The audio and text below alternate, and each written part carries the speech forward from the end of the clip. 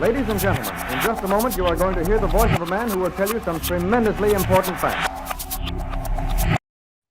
Welcome to the Reality Revolution. I have a very, very, very special episode. I have Riz Virk, one of the most amazing authors that is going right now. He has written some incredible books, Zen Entrepreneurship, as well as two amazing books that we're going to primarily talk about on simulation theory and the multiverse. And these books are so amazing. You'll find links in the description.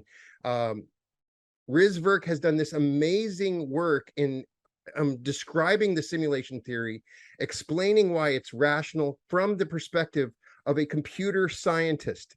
And it is the most important book. If you're fascinated with the multiverse or parallel realities or simulation theory, Riz Virk's books are the most important books right now. They really condense all the outside information and even bring a sci-fi flair to it. And I was so excited to get a chance to talk to Mr. Virk. Thank you, Riz, for coming on. Welcome to the Reality Revolution. Well, thanks for having me on. Excited to be here and chat with you.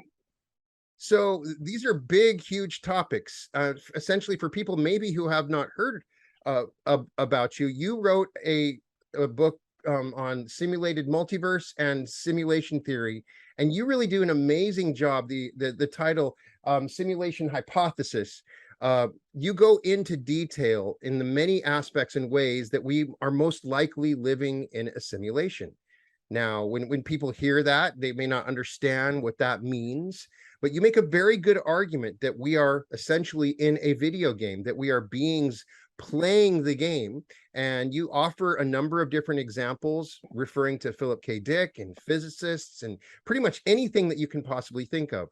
So what is it that inspired you to write about simulation theory and brought you to this point where you wrote these books? Sure. So, I have been in the video game industry for about a decade. So first, I had built some video games that were among the best-selling or the most downloaded on the iTunes App Store. And then later I became an investor and advisor to a bunch of different video game companies. So, I've been fascinated with how video games are built ever since I was a kid. I used to play the Atari video game system back when we had, Pac-Man and Space Invaders. These were like the very classic games from back in the day. And, even back then, I would wonder, like there was a game called Pole Position, which was a racing game. Oh, yeah. And you'd be going around the track. And as a kid, I'd be wondering, what happens to those people in the bleachers, when we're not playing? And, there was a mountain that looks like Mount Fuji. Like, are there any people up there? Like, I would always wonder about this virtual world. But it was more of an aside or a hobby. It wasn't, something that I was doing seriously. And I didn't know how to make video games back then. So I didn't know the answer to those questions. And then later, as I grew up, I watched shows like Star Trek: The Next Generation, and they had the holodeck. And in particular, there was one episode where the crew of the Enterprise went into a Sherlock Holmes adventure. And I think Data played Sherlock Holmes. Right. And then there was a character, a holodeck character, so a virtual character, based on Professor Moriarty from the old Sherlock Holmes novels, sort of Holmes' nemesis, if you will. And in that episode, that virtual character figured out that the world he was in wasn't real, but that some of the people that were there, some of the characters actually existed outside of that world. And so, that got my gears turning, later when I was a teenager and I was at MIT studying computer science. But again, I for the most part, put those questions aside. And, as I became an entrepreneur, I was also sort of leading this double life where I was investigating different types of meditation, lucid dreaming, went to the Monroe Institute for out-of-body experience types of adventures. And so I had kind of this dual life where I was exploring consciousness, and I was during the day I was an entrepreneur, and then later an investor. And so it wasn't until 2016, when I had sold my last video game company, that I went to visit a company in Marin County, which is just across the bay from San Francisco. And there's a beautiful view of the San Francisco skyline right from where their offices were. But we weren't admiring the view. We put on a virtual reality headset, and we started to play a ping pong game. And, this ping pong game wasn't that great in terms of graphics, but the physics engine was great. And it felt so real that it felt like I was really hitting an actual ping pong ball with a paddle. It felt so real that at the end of the game, I tried to put the paddle down on the table and I tried to lean against the table. And of course, there was no table. And so the paddle, which was just a controller for the video game, fell onto the floor and I almost fell over. And I thought, wow, that's interesting. We're getting to the point where our technology could start to fool the brain about what is real and what isn't real. And so this was really the seed in many ways that sparked this book, along with all these other kind of latent thoughts that I had, which was that at some point we would be able to create video game experiences that were indistinguishable from physical reality. And so basically it would be like the Matrix, right? In that movie where, Neo and Trinity and Morpheus were all plugged in via their brain computer interfaces, right? They had the hole in the back of the head and they had the wire that plugged into their cortex, and they beamed the information and they took their responses back. And so I asked the question, what would it take for us to get to the simulation point? And that's what got me thinking about these 10 stages of technology and where AR, VR, and now what we're calling the metaverse will go, not just in the next few years, but over the next few decades. And then I realized that simulation theory was a way to bridge this kind of ever widening gap between science and religion, right? And so, 500 years ago, we had the church was the dominant paradigm, and they were suppressing Galileo and his scientific findings. 500 years later, our dominant paradigm is materialist science, and they tend to suppress or at least ignore, these other types of experiences of other worlds and things beyond the physical world. And so I found that simulation theory was one of these new emerging fields where you could talk to the scientists and you could talk to the experiencers, and you could talk to technologists in Silicon Valley, et cetera. And so all of that led me to write the first simulation book, which is the one that came out on the 20th anniversary of The Matrix, which came out on March 31st, 1999. And, my book came out on March 31st, 2019. So it was a good time. It was good timing. It's amazing. Now, you got me thinking as I was reading the book and thinking about it today, because we're going through a sort of renaissance and a revolution. AI, people are starting to use AI art like Dolly and Midjourney. And it's just natural expansion to see a point where we're going to be able to imagine prompt and do a virtual world. Imagine I'm dancing with Marilyn Monroe on the moon, and the AI will then begin forming all the little bits and pieces, the physics of that environment, and I'll be able to go into the VR, which I believe how far are we from that, where we can program AI to instantaneously create virtual worlds beyond just video? Well, we're getting closer, right? If you think about it, the same basic elements apply that are there for generating these AI images. And for people that haven't seen them, they should really go take a look to where, you give it a description and it generates the image for you. And then there are some that generate video. And in fact, I believe within Facebook, which is now named Meta, as they try to build out the metaverse, they have some prototypes where you can say, I'd like to have a virtual world on the beach, right? And it will put together a beach and with the water there. Right. And I'd like to have a house there. And so they have a prototype of that, but that's not quite there yet. I think we're not that far away. I mean, certainly within this decade, we will be at the point where you can create virtual worlds in the same way that we're creating these images. Now, interacting with Marilyn Monroe and having, realistic virtual AI characters, that's moving pretty quickly as well. If you look at, Meta, Facebook's, their virtual characters don't look that realistic. But if you look at Epic's Meta humans, for example, they can generate very realistic looking characters. And in fact, in still pictures, it's very difficult to distinguish between a physical human and a virtual human, or an avatar, or what I like to call an AI avatar or an AVI. And just earlier this year or late last year, I interviewed a woman named Lauren Kunze on my podcast, The Simulated Universe, which I haven't done any episodes in a while, but there's a few up there for people who really want to dive in. But I interviewed Lauren, and she's the CEO of Pandora Bots, and they created a virtual character named Kuki, Kuki.ai, Kuki.ai. And so Kuki.ai started off as a chatbot, And the chatbot was based on an old chatbot named Alice from like the late 90s, early 2000s. That was the most sophisticated chatbot at the time. And I don't know if you've ever seen the movie Her. Oh yeah.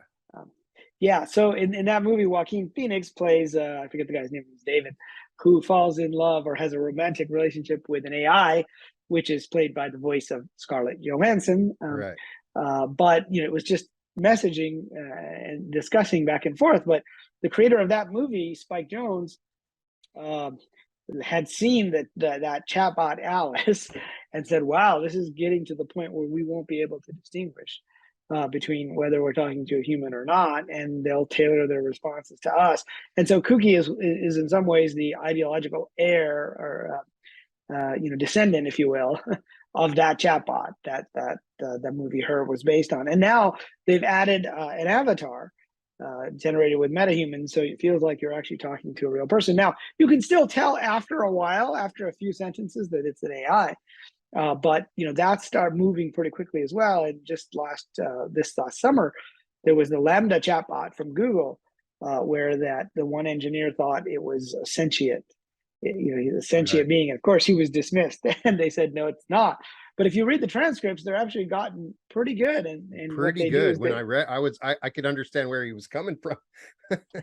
Yeah, right? It was actually better than I expected, because I had seen GPT-3, which was among the best text generators, and there had been an op-ed in the Guardian, which is the UK newspaper, saying AI, a computer wrote this op-ed, and it was pretty good. And I remember thinking, wow, we're getting much closer. But then I read behind the scenes and realized it had generated 8 different sets of essays, and a human had pasted together the ones that sounded the most coherent. So even though the paragraphs were, the sentences are coherent, we're getting to the point where the paragraphs are coherent, but we're not getting to the point where the whole conversation is necessarily coherent, because there isn't necessarily memory that says, oh yeah, this is what we talked about yet.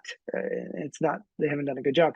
But, people like Ray Kurzweil, who was chief futurist at Google, have been predicting the singularity by, 2045, I think, is one of the estimates that are out there. So, I do think within a decade or two, we will get to that point, and we're already getting closer to passing the Turing test, where you can't tell the difference. Right. So we're getting to the point where, I don't know if you saw the recent, there was so Epic, which makes metahumans, they had an add-in for clothes, so that you can see like flowing, dresses, and there was a Marilyn Monroe. So speaking of Marilyn Monroe, right, someone put up a video that showed Marilyn Monroe singing, one of her songs. I forget which one, but she was out in a kind of a Manhattan-like scene, and she had that white dress on from the famous scene, and you could see the clothes moving. And so you're like, wow, okay, well, this is, it may not be that far before you can do exactly what you said, right, which is create a beach and have a Marilyn Monroe in there. And we're going to see, technology just doubles on itself, and we're going to, within 20 years, it's possible, as you make the argument in these books, once we've started to create simulations, it's proof positive that the simulation exists. Once we're creating simulations within the simulation, right? Yeah, and so that's a key part of the argument that we might be in a simulation. So there was a gentleman named Nick Bostrom from Oxford University, and in 2003, he was a philosophy professor, and he wrote a paper called "Are You Living in a Computer Simulation?" And he basically made the argument in a statistical way, which he said was, if civilizations like ours build computers, there's 3 possibilities regarding simulations. So 1, they never get to the point where they can create these simulations that are ultra realistic. Or 2, they get to that point, but they decide not to create any. Okay, right? So options 1 and 2 mean there's no simulations because they ban them, or maybe in option 1, they blow themselves up before they get to that point technologically. Option 2 is kind of fuzzy, because once you can do it, it's more likely somebody will do it, but maybe they ban it. And option 3 is the interesting one, he says, where they create not just one simulation, they create lots of simulations, right? All it takes is cranking up another server, just like we do on Amazon with the cloud, right? Right. Right now we're talking on Zoom, but there's a cloud server, and Zoom just scales up those cloud servers as they needed to, like during the pandemic, because their user usage went through the roof. So it's just a matter of cranking up the cloud services. And so he said there will be potentially billions of simulated worlds, and within them there will be billions of beings, which means there could be trillions of simulated beings. And so, the argument was, if you are in a world and there's only one physical world, but there's billions of these simulated worlds, which are you more likely to be? And so this led Elon Musk in 2016 to make a famous a quote of his that is out there in video clips, people can find it, where he said, the chances that you are in base reality, i.e. the chances you are not in a simulation, is 1 in billions. So clearly that means the chances that you are in a simulation is billions to 1. And Bostrom made a similar argument using the actual number of beings in these simulations as well. And so now what prompted me to really look at this, as I said, was the development of our technology and when we will be able to create those. And so my estimate is certainly by the end, a century from now, we'll be able to do that. And I'm being conservative, given the way things are going right now. So let's say 2100, 2120. At that point, computers will only have been around for like 100 plus 50 years, right? And so think of a civilization that was 1,000 years ahead of us. And they've been working with computers for 1,000 years. Now think 10,000 years, okay? Those computers would be, like what Arthur C. Clarke says, where, magic is indistinguishable from advanced technology. That's what it would look like to us. And so, we're going to get to that point. And so then options 1 and 2 are unlikely. The only option left is option 3, which is that some civilization has gotten there. Because if we can get there, surely an older civilization has already gotten there. They've already created a bunch of simulations. Oh, and guess what? You won't be able to tell the difference between simulations. Right. So which are we, right? Are we already in one of these advanced simulations? That was kind of how the argument went. That really got, I think, academics and scientists to think more seriously about this. Philosophers have been thinking about this subject for a long time. Right. But that got things rolling. So this got me to thinking, because I had recently done an episode focusing on Nietzsche's eternal recurrence, which was also discussed by Gurdjieff and Uspensky, the idea that when we die, we go back and relive the same life. And then Uspensky would make the argument that maybe it's a little bit different. We carry some of the knowledge in our subconscious and relive the same life. I think of simulation. I think of, like some, gamblers will run simulations on if these two teams, they'll play the games over and over and out of 77 out of 100 games, so-and-so wins, right? So we could be being put into a simulations that's being run repeatedly, and maybe if we're psychic, we remember the last time we were in the simulation when this happened, or there's a sort of awareness that starts to come up as you are in it multiple times of the previous simulations, and it seemed to fit. I was wondering if you had considered that hypothesis. As you had said in your book, you perceive possible memories from other timelines in the same life that are a little bit different, as Philip K. Dick did, right? Yeah, absolutely. So this is really the subject of my second book about simulation, which is called The Simulated Multiverse. And, I just couldn't shake the idea that after I wrote the first book, I thought I was done with writing simulation books.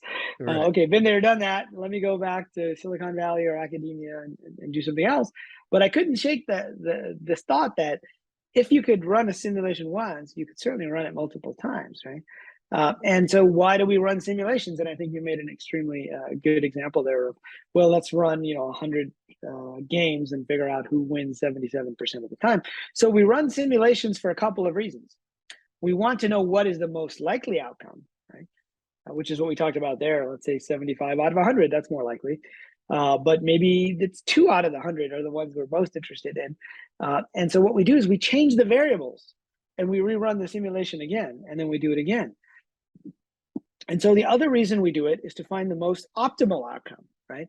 So with the weather, we're trying to just predict it and say, what is the most likely outcome? Perhaps with, in other areas like a pandemic or a company that's selling a product, you're trying to run a simulation to figure out what pricing would be most optimal. So you would change the variables and figure out where do you sell the most units, or where do you make the most profit, perhaps not even the most units, or if they make it free, will you get more people watching your TV show, or whatever the case is. And so those are the 2 reasons we run simulations. Now there's another reason we play video games. We'll come to that a little bit later, because now we're talking about this multiverse effect. But so if that was the case, then we should certainly be fooling around with this one. And so, I was living in Mountain View at the time, California, just outside of San Francisco, where Google's corporate headquarters is right there in Mountain View. And a friend of mine from MIT, who lived in Boston, was visiting. He had just taken a job with Google, and so was visiting the Googleplex, it's called. Mm-hmm. And so we decided to have coffee. And I don't usually expect some of my colleagues from MIT and in academia to be talking about some of these subjects, right? And he says, "Well, hey, I read your book. Have you heard of the Mandela effect?" And I said, "Yeah, I've heard of it. Some people think Mandela died in prison. Of course, they're just wrong. It must be faulty memory." And he said, "Well, the simulation is probably the best explanation that he could think of for this type of different memories where multiple people remember something different." And I said, "Oh, that's interesting. Maybe I should go back and take a closer look at it." That reminded me very much of my conversation with Philip K. Dick's wife, Tessa. Mm-hmm. So I had interviewed her for the first book, and he had a famous speech in Metz, France, in 1977 at a sci-fi convention, and people thought he was crazy at the time. And he had a very famous line, and this is another clip that's pretty easy to find online. There's a famous line from that speech, and he says, "We are living in a computer-programmed reality, and the only clue we have to it is when some variable is changed. Some alteration occurs in our reality." Now, I just thought it'd be fun to interview, his wife, because as a colorful thing for the first book. But she asked me if I had read the whole speech, and I hadn't. And then so she went on to describe part of his idea that we are not only living in a computer program reality. Turns out the second part of that was perhaps even more important to his overall idea, which is that variables are tweaked and changed, and then the events are rerun. I mean, the next few lines from that speech are pretty interesting. He says, "We would be reliving the same events. We'd have a sense of deja vu, that we had heard the same things, we had said the same things before." And he said, "What we're experiencing is the most actualized of a series of partially actualized realities that are lateral to our own." And so when I went back and looked at that speech, I realized, he's talking about multiple timelines, basically. He came up with this idea partly because, and Tessa told me this, he said that some of his fictional novels, right, including The Man in the High Castle, in particular, where Germany and Japan won World War II, right, and America is kind of a hellish police state because it has been taken over, the East and the West. And some of your viewers may have seen the recent Amazon series, The Man in the High Castle. And she said he came to believe that timeline actually happened, right? And that the simulators, whatever they are, ended up rewinding that timeline, changing a few variables and rerunning it again. And now we are currently on a timeline where the Allied powers, the US and Great Britain and the Allies won the war. And so that timeline is very different.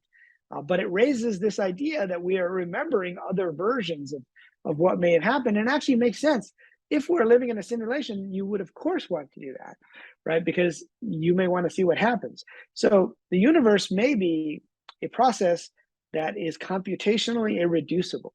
So this is a term that was coined by Stephen Wolfram, who's a Oxford trained physicist, although I think he dropped out because he was bored. And he was such a smart guy. He was bored with getting a physics degree at Oxford, and he became a computer scientist. And he wrote the Mathematica software, which is used by pretty much most scientists.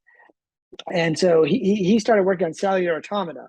Some people may have heard of the game of life, where you have this square board and you have a cell and it changes a color based on what happens around it, and then the next cells change and it looks like this thing is going. And so cellular automata is basically a kind of program, a computer program that is a visual program where the rules are predetermined. And he said certain processes, you don't know what's going to happen at step 1 million unless you actually run the steps. Now you got to run the whole simulation. You can't take a shortcut and just calculate what's going to happen. You have to run step 999, 999, and then 998. And to get to that one, you have to run 997. And so you have to actually go through the process. Now, if we add an element of free will into our universe, and this will tie to the RPG versus NPC thing we can talk about in a minute, then you really have to run it multiple times in order to figure out what different people might do at different points in time. And then you might figure out. So it's very possible that we are currently only on a speculative branch, right? And that is the branch that we think is the current timeline, but perhaps the timeline where Nelson Mandela died in prison already happened. Or as I investigated, I found there were other major events that people remembered. Like even in the Mandela case, they remembered his funeral, they remembered his wife Winnie taking over as president of the African National Congress Party there, and a whole series of things. And so, even though scientists like to dismiss it as faulty memory, if there are enough people remembering these things with such vivid detail, and they have what I would call proximity to the subject. So, for example, another Mandela effect is the Reverend Billy Graham. Some say he died years before he actually died. Right. Now, I don't have proximity to that. I'm not an evangelical Christian, so I have no idea when he died. But there are people who report Mandela effects where their parents said they got magazine articles with his picture, saying he died, let's say 2011, but he really died in 2013. I don't remember the years. And these people know who that is. They follow him. And they remember it in vivid detail. They remember Bill Clinton speaking at his funeral. And so I found there's a whole series of these events that go beyond just, a little change of a letter in Fruit Loops. Or the Bernstein Bears is interesting because you have people that are Jewish who remember, having this conversation when they were kids. Why are these bears Jewish, right? And so you think an adult would have corrected them if they were spelled Stein, S-T-A-I-N, versus Bernstein, S-T-E-I-N. And so I found out that there are people with greater proximity to these events. So anyway, this is sort of a long way of talking about this idea that the multiple timelines isn't so crazy at all. And that is really what my book, The Simulated Multiverse, which I think I have here, which is the second book in the simulation, is all about this idea of computation. In my group, we have a shared group of people that are experiencing these Mandela effects, and it always seems to be around deaths or non-deaths, and they're shared. People are going into details that are shared. For instance, we recently had Angela Lansbury, and when I posted, hey, I don't remember, Angela Lansbury had previously died. And everybody was like, yeah, I knew. They were going into details, like you said. It's not a memory. Of course, the science part of me is always going to say it's some sort of memory problem. But I continue to see proof beyond it just being faulty memory, because of the shared experience among multiple people that seems to give it some verification and truth. Yeah, exactly. So going back to Philip K. Dick, he also said in that speech, and anybody who's interested in this topic should track down a written copy of that speech, which they have online. I'm definitely gonna, or at least watch the video, because he ad-libbed that famous line about computer programmed reality. It wasn't in the written version of the speech, which was called, "If you think this world is bad, you should see some of the others." but he also said that all we would need to do, he said, first of all, he said, many people remember previous lives. I remember an alternate present life, right? Because of the branches. And then he said, all we would need to do is find some group of people that had memories like he did of these alternate timelines. And of course, that wasn't really possible before the internet. It was very difficult to find people. Right. But now, and this whole Mandela effect came about, was coined in, I think, 2010 by a blogger named Fiona Broom, but it was because we were all online by then. And so people were able to share stories. Now, speaking of these details, the ones that really stood out to me were, when you talk about proximity and significance, were the scriptural changes. Yes, when you wrote about that stuff I hadn't even pondered or considered, but yeah, I've said the Lord's Prayer many times and remember, oh, it's debtors, and thought just to myself, oh, I guess that's how they say it. But when you had pointed out that it was different, I found that fascinating. Yeah, and then there's the famous line about the lion and the lamb. Right, the lion and the lamb. Isaiah. That's obvious, right? Everyone remembers that. And in fact, there are even, like physical, framed, prints where there's a picture of the lion and the lamb quoting from Isaiah. And yet, if you look at the King James Bible, it says the wolf will lay with the lamb. Right. And so, when I was sort of on these forums with people, I said, well, maybe that's just a translation issue, right? There are different translations. And then some of them were like, well, no, I have the same physical Bible that I had when I was a kid, right? I mean, they still have it Right. in their parents' home. Like, it's not just a new edition or a new translation. It was the same physical Bible that has it. And so, the reason scripture is interesting is because people tend to memorize that stuff, Right. right? Word for word. And there's a higher level of significance to changes that might be made in it. And, Philip K. Dick described this idea of a programmer and counter programmer, each of whom is changing variables throughout time, like playing a chess game, going back and Right. forth.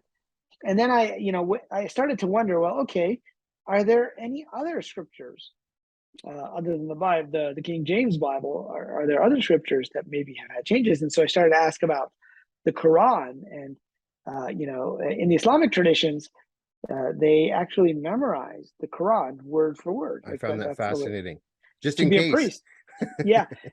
Well, and so I grew up, in an Islamic family, and I was just like, well, why do you do that? We got the books, and then when we had computers, we got the computers. There's no reason Right. to memorize. I mean, it's like a pretty big book. It's like memorizing the Lord of the Rings word for word. Yeah, it's right? a pretty incredible accomplishment for sure. Yeah. And so I looked around, and it turns out there was this Sufi imam who actually said one of the reasons why, according to him, was that in the Islamic theology, that there are beings who live outside of time, who are called jinns or genie. We think of the genie from Aladdin, right? But there's a whole group of these jinn that live outside of time, and supposedly they can go back in the present or the past and fiddle with physical objects and change things, but they're not allowed to change our memory. And so, originally when I heard this whole thing about even the Christian tradition saying, oh, maybe it's some demonic force changing things in the Bible, I didn't quite, as my scientific mind was like, yeah, right, whatever, right? But then as I looked into it, here was yet another example of them saying, because the jinn can change physical objects, and the jinns are not demons necessarily, they're just different entities from us, and they have a different set of rules, and they can do different things. And so but they can't change our memories. And so if they did change things in the past, we would still retain memories of it. And that's why they memorize it word for word. And that ties right back to this idea of you can still have groups of people who remember a specific timeline and maybe others. And so, that gets into, a very, very interesting discussion about, because there aren't just one Mandela effect or two Mandela effects. There's not just two timelines. So There's many. like hundreds of them. And each of them, let's say, have two branches, right? So you're basically, the only way this makes any sense is I draw what I call a multiverse graph, which is based on the quantum physics idea of a multiverse. But, the universe branching out when each decision is made. And so you can think of these as complex paths that each of us is taking through from the past to the present to the future. So let's roll there. To be able to talk to you is having 1,000 questions that come to your mind. So I know that as soon as we're done with this interview, I'm going to have like dozens of things I would love to ask you. So let's go back to the RPG argument, something that you mentioned, and the NPCs that we may be interacting with NPCs, and how you talk about it in your books, but just for people maybe who haven't read it, just give your summary of, are we interacting with NPCs, or is the simulation, or is there a way for us to determine that we're interacting with NPCs? What is your belief on that? Well, yeah, and so it's a little more complicated than that. Even it's could we be NPCs, right? Right. That's another Yeah. question. Right. And so for listeners and viewers, I like to say there's two flavors of simulation theory. One is the NPC version, where everyone is AI and it's just code that runs. And so it's the same way that we might run The Sims, right? We're watching The Sims and they're actually doing things for us. Or the RPG version, which is the role-playing game version, which means we have an avatar that is specifically tied to us and that we are tied into that avatar. And so the Matrix actually is primarily an RPG simulation. because Neo, Trinity, and Morpheus, who was named after the Greek god of dreams, exist outside of the simulation, and they, with their brain-computer interface, they are tapped into that avatar. And so in the RPG version, I am the avatar of Riz, you are your avatar, but the avatar is the character and the person exists outside. And so in a sense, the person has a virtual reality helmet. And now you can speculate about what that means when you say there's people outside the simulation. Is it consciousness? Is it physical beings? There's a whole bunch of speculation that goes. But when most academics talk about the simulation argument, they talk about everybody being an NPC, right? Basically lines of code and memory from all the simulations that are running. And if you go back to Bostrom's argument, he didn't say this explicitly, but his math relies on everybody being an NPC, more or less, right? But you can still have player characters, NPCs, and you can have non-player characters or NPCs. You can, just like in World of Warcraft, you can have, you can have like your avatar, and you can have the orcs that you're fighting against, or you have a bank teller or a bartender at the bar or the guild. And so they're not mutually exclusive, but it gets into really interesting philosophical discussions about, what does it mean to be a conscious entity?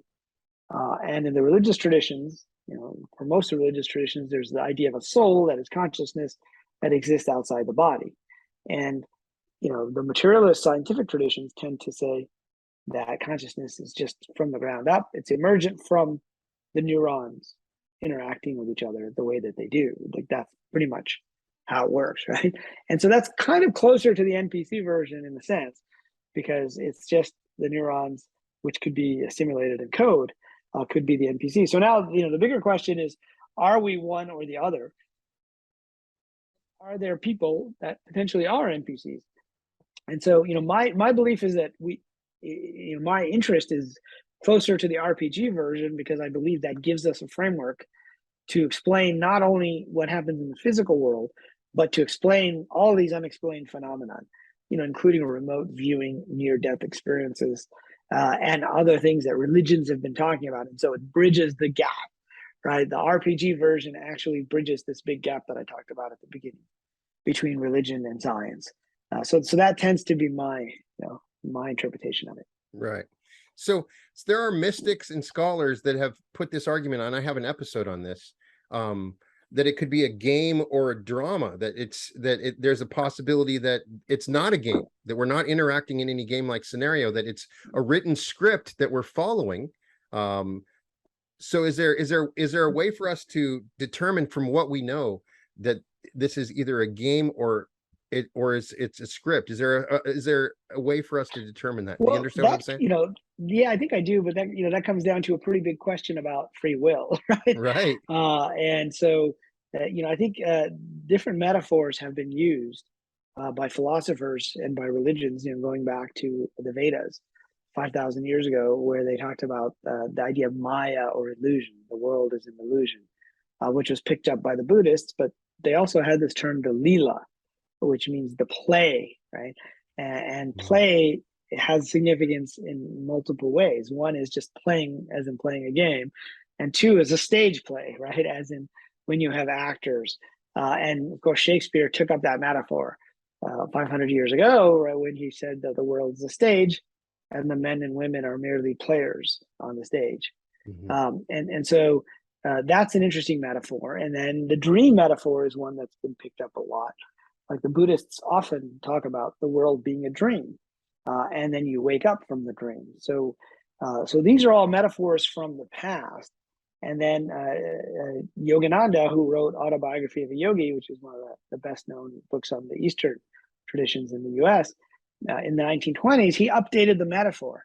He updated the metaphor to use films. Like, he was wondering why there was so much suffering during World War One, because that was the first real mechanized war, and they called that the Great War, because so many people were dying from these machine guns. And so he literally saw that in reels, film reels. Like, they didn't have TV back then, right? So you would see the film reels played at the cinema. And so, he was sort of sad and wondering why God would allow all this suffering. And the message that he got very clearly was that, well, if you think of the films that depict the war, the actors, the characters are dying and they're suffering, absolutely. But that is what makes the film interesting. And the actors are not necessarily suffering or dead simply because the characters were killed in there. And so he said it was like a projection of what was happening. And if we think of it that way, that gives us a better perspective. So, but I think Yogananda also believed we had choice, and many people do. And so I think that if he were alive today, he would say that we are in an interactive film where there are multiple people acting multiple parts, and we can make decisions and change how the script goes for ourselves. And then what does that sound like? That sounds more like a game, right? And in fact, even in the Quran, it turns out there's a verse near the beginning that says we have set up this distraction for you as a game to play, right, for the physical world. So I think the game metaphor is an appropriate one. But I do think that if you look at video games today, you choose a character, and this goes back to, how we did it with Dungeons and Dragons back in the day. You used to have a character sheet, and you would lay out the strength, the constitution. This is a warrior, a thief, or a wizard. These are the spells and the level. And I feel like we do something like that before we're born. And we lay out some potential storylines, or what we call in video games today, we would call quests and achievements for ourselves. Now, we don't always have to follow those. We have the choice, just like in a video game, it says accept quest, right? And if you accept a quest, then you go on that quest. And I feel like there's an algorithm in the world that is constantly presenting us with specific types of quests or achievements. And we build up a database of these things that lives somewhere outside of the rendered world. So in a video game, there's the rendered world, like you see the character walking around, but then there's all this other information, right? That says your inventory, stats, things that people in the world can't see, but you can see as a character looking at it. And then you can send private messages to people, right? There's all these things you can do in a video game that exist outside the rendered world. And I feel like we have the same thing happening in our physical world. There's the things we can see in the physical world, and then there's information that is outside the rendered world that lives somewhere on the cloud. And in the ancient Eastern traditions, they call this what I call a quest manifest. They called it karma. Right? They said, these are the things that you are going to, take care of at some point in the future, and you create new quests. It's like a stack. You keep adding stuff onto it, and then you pop stuff off as you're able to do. You take on each of those experiences. And so, going back to our earlier discussion about why we run simulations, now let's say, why do we play video games? And well, one, for fun, right? And two, to have experiences that we cannot have in the physical world. And this is where I might, again, differ from Bostrom's simulation argument. In his conception, everything was an ancestor simulation. It was a simulation only of, it would be like as if we were simulating Rome, right? Ancient Rome. So it was a simulation of your ancestors.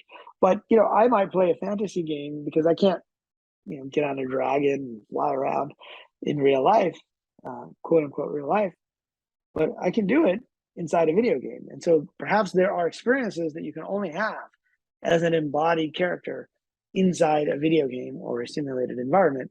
But I believe that, if you look at the work of Michael Newton, I don't know if you ever heard of Dr. Michael Newton. Oh, yeah. He wrote a book called Journey of Souls, where he would hypnotize people and regress, not just to birth and not just to a past life, but to the area in between lives, what the Buddhists would call the bardo.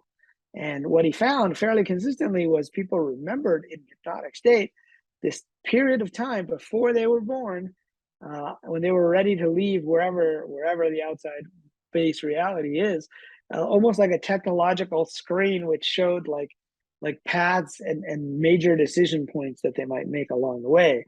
And then they could zoom in and see what would happen if they chose this versus that. And so I believe we have these paths, possible pathways. So for example, in my 20s, I decided not to have an academic career. I went out, worked at in industry, and then created a bunch of startups and built video games. But some of my friends went on to get a PhD and went on to become professors, and they took the academic route. Now, that was a decision that I made, but there was always a part of me that did like, this idea of teaching and academia. And about almost a decade ago, I was at Stanford University just walking around, and I saw an image of myself like teaching a class, and it felt very real. And the more I thought about it, the more I felt like that was a parallel timeline where I had chosen this particular quest. But in this life, I hadn't. And what's interesting is now, later in life, I actually have chosen to go back and work on a doctorate. I'm at Arizona State University, and I'm teaching classes. And as I mentioned to you before we started recording the show, I'm going to teach the first class on simulation theory in an accredited university. At least I think it's the first one, just because this topic is quite interesting to people. But there's a case where, I had a choice, but it was also planned, perhaps. But I had a choice of when to go down that route or whether to go down that route at all in this particular run of the game.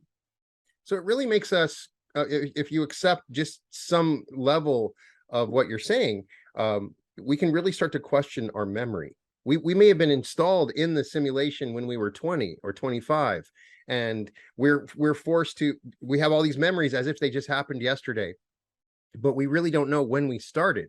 So we may be responding, reacting because we have this built-in program of memory that may be a part of the simulation we've chosen. That may be empowering. We can look back and say, this is not true, or I can go back and reprogram in my mind the memory I had of some past events to sort of change it, because you can see how people get affected by their memory, which seemingly pushes the simulation along its trajectory, right?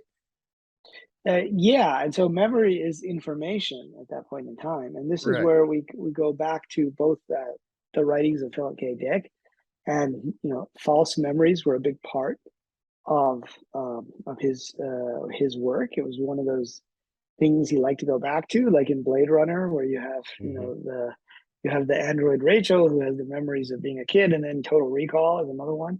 But also, this actually goes to quantum mechanics, and so.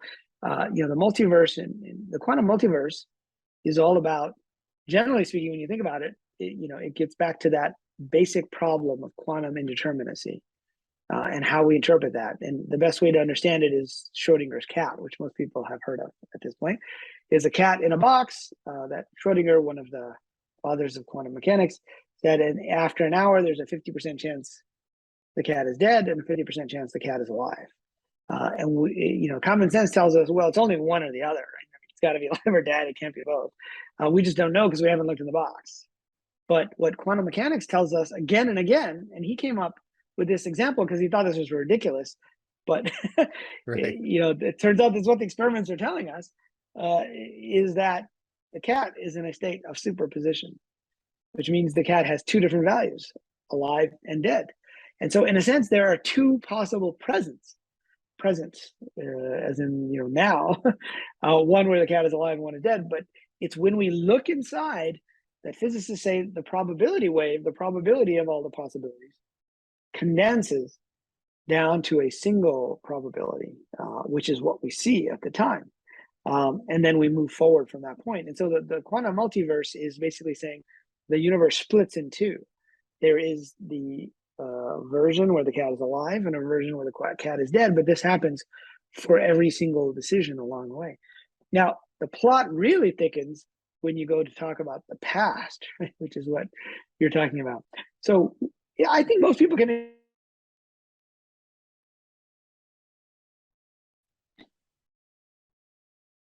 So when we talk about the past, that's very strange to think about multiple possible paths. And we can think of multiple possible futures. You might follow path A or path B, but what we can't think about is you might have followed path A1 or A2 in the past. And turns out quantum mechanics is also telling us that there are two possible paths and that we choose that at the moment of observation. And so there's something called the cosmic delayed choice experiment, which was proposed by John Wheeler, who was a physicist at Princeton, back in the 20th century. He was worked with Einstein and Niels Bohr, and incidentally, he was the supervisor of Hugh Everett, who came up with the multiverse theory. But in this experiment, if you think of light coming from, let's say, a quasar that's, let's say, 1 billion light years away, it's pretty far away, right? So it would take the light 1 billion years to reach us. So there's 1 billion years of stuff that might have happened along the way. And suppose about 1 million light years away, there's a black hole or a galaxy, something that has a lot of gravity. And the light can go around the left or the right of that object.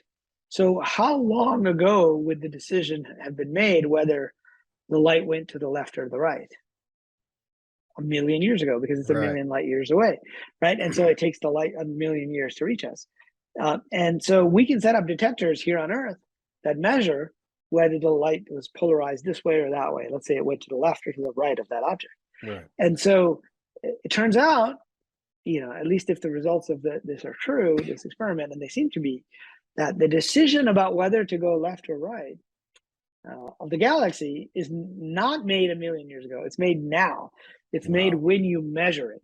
And so there is the possibility of what Schrodinger himself, not many people don't know this, but he coined a phrase, and I included it in my book. There are multiple simultaneous histories, right? And we can grab one of those at the point or time of measurement or observation. So this does open up this idea, like you said, of reprogramming or going back. There's a famous line from The Great Gatsby. I don't know if you've seen the Leonardo DiCaprio version of it, of the Great Gatsby, the movie that came out like in the last decade. And he goes, "Can't repeat the past." "Oh, why? Of course you can. Of course you can." And of course he's not, it makes him look kind of crazy. But turns out that may not be so crazy after all, that there is a way we may be able to tap into, one or the other. And so that ties to being able to and perhaps change our perspective on things. There's another movie called that came out last year about the multiverse called Everything Everywhere All at Once. You seen Wonderful. That? Yeah. Oh yeah. Wonderful movie with Michelle Yeoh. And so in that one, she's able to jump into different versions of herself rather than her just being different physical. It's like her consciousness that moves, and they call this verse jumping.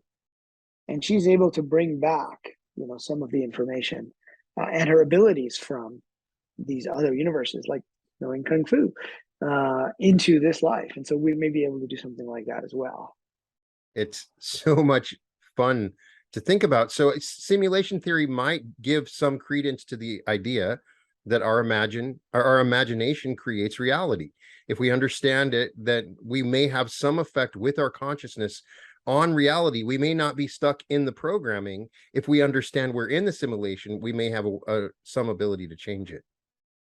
Yeah, absolutely. And I think that's, I had talked about Yogananda earlier, and, I have a new book coming out next year that's going to be a modern interpretation of Autobiography of a Yogi. And that book has all these stories of these, yogi gurus doing miraculous things, right? Appearing in multiple places at once. And turns out there are stories like that in other traditions, in the Catholic traditions, for example, of saints who appeared in multiple places, who were floating. Joseph of Cupertino, who thousands of people watched him float up into the air. And so, and in Egyptian traditions of objects appearing and disappearing. So there are many, many traditions that talk about this. And it's very possible that if we realize we're in a simulation, we can start to basically affect how things go. Now, there are still rules in the simulation, but if you become a super user or you decide to take a different branch, I think we can definitely affect things, and we may even be living in slightly different versions of the simulation, right? We not know it. So, for example, I'm not really talking to you right now. Right. I'm talking to my computer, and the bits are being transferred over the wire, and your computer is rendering those bits, and so you're talking to your computer, and I'm talking to my computer. And even if we were in a video game in a room together, we aren't really in the room together. Our avatars are being rendered in two separate places on your computer and mine. So it's very possible to render things differently, and it might be slightly different. So this brings up a whole different, framework and way of thinking about reality, I think. Another amazing aspect, we only have a couple minutes, about your writing is that you wrote Zen Entrepreneurship and Treasure Hunt, and very inspiring as an entrepreneur myself.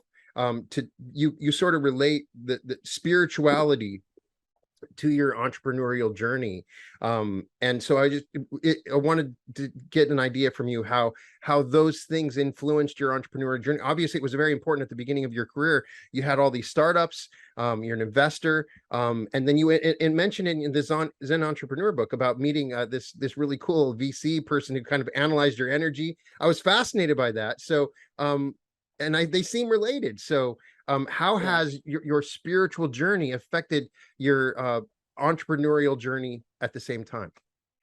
Well, it definitely has. And, I wrote about it in Zen Entrepreneurship, and I actually have a sequel coming out to Zen Entrepreneurship in the future, which is called The Zen Entrepreneur and the Dream. And the basic idea, I think, of those books, in addition to telling the story, is, I started off thinking, hey, I want to be a better entrepreneur. I want to be more successful in the world.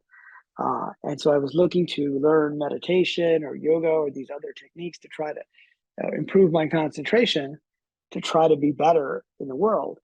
And through working with a particular teacher who's in the books, who's actually a combination of teachers, mentors that I've had in the real world. That's often how it's done with these books. But I came to the realization that it's the other way around. It's as opposed to trying to modify your state of mind to affect the world is being created for you, and you're being put into situations to affect as training for your personal growth and your state of mind. And it actually ties in a strange way to the simulation books, right? And my second book, Treasure Hunt, was about synchronicities and getting clues from the world around you and insights. And I feel like if we have these storylines that we're here to do, if you think of manifestation, sometimes manifesting something is very easy and sometimes it's very difficult. And we don't know what the difference is between the two. And I like to say, well, it depends on if it's part of your story or not. When the time comes, it becomes much easier if that is part of what you have chosen to do. And so if the player accepts that quest, right, then the obstacles in the simulation remove themselves. But there's a lot of synchronicities and clues. And turns out Philip K. Dick used a similar terminology, where he said that the only clue we would have, and he called them clues, would be the sense of deja vu, right? And so having a sense of deja vu, or having something strange happen in the physical world that corresponds with something that you were thinking, there may be a technological basis to that. There's something called a technological synchronicity, which says that these things are related, even though Jung said a relationship is a meaningful coincidence where there's an acausal relationship. Turns out, by thinking about something, it's possible you are putting some instructions, information, and then as the simulation is creating things for you, it makes sure you notice certain things because they tie associatively. Kind of like if you were shopping for a backpack. This happened to me the other day. I was shopping for a backpack on one site, and then I went on Facebook on my mobile phone and I saw an ad for that exact backpack. I said, okay, wait, something's going on. Now, if I didn't know about computers and the internet and cookies and browsers and ad, I would be like, that's magic. That's an acausal relationship. Wow. I was just thinking about that and now it's here. But since I know about it, I know there's a technological basis for that. There's something called a cookie that tracked that I was on that website, and then it was used by the advertising company to show that specific ad at that specific time. And so it's possible there's something like that going on. And those are two of the things that my first two books were about. So we're activating cosmic cookies in the universe, right? Right, absolutely. Or we're creating them. Or we're creating them, instructions for the future. So it's been such a pleasure. And another side note, Riz has also produced some amazing indie films: Thrive, Serious, Knights of the Badassdom, and The Outpost, the series on CW. That's amazing. What else don't you do? So you're a VC, you're getting your doctorate, you're writing these amazing books. It's such an honor to meet you. Thank you so much. I didn't even get a chance to riff on different science fiction and all the amazing science fiction that is out there on parallel universes and simulations. I mean, we could talk about that for days because there's so much material. You kind of talk about it a little bit. Is that also a reflection of the reality of it? When we see so much in the media, so many movies and so many books that are talking about parallel universes and simulation, isn't that kind of a sign that there's some truth to it, that it's coming from, bubbling up from our subconscious states when we're writing and creating? Well, it may be. I mean, it's also an indication that culture and science are very related. And so what happens is, as scientific discoveries happen, they make their way out to society, sometimes through science fiction. And I like to say they passed the 10-year-old test. And so if you think back to the early 20th century, when Superman came around as the first superhero, nobody thought it was odd that he had superpowers because he came from another planet. Now, if that had come out in 1830 or 1730 instead of 1930, the general public wouldn't have known about other solar systems. And so it was a case where a scientific idea was making its way into science fiction. And today, the multiverse has passed the 10-year-old test. So it's an idea that's been in quantum physics for 50 years, but it's only recently that it's really gotten out there to the point where it's in the culture. Now, it also works the other way, right? Where the culture in science fiction impacts what happens in science and technology. And so, it very much could be just as multiple people, developed calculus or they discovered, certain types of phenomena, that's what's happening here is we are getting multiple people bubbling up to this and becoming wise to this point that there may be multiple realities going on.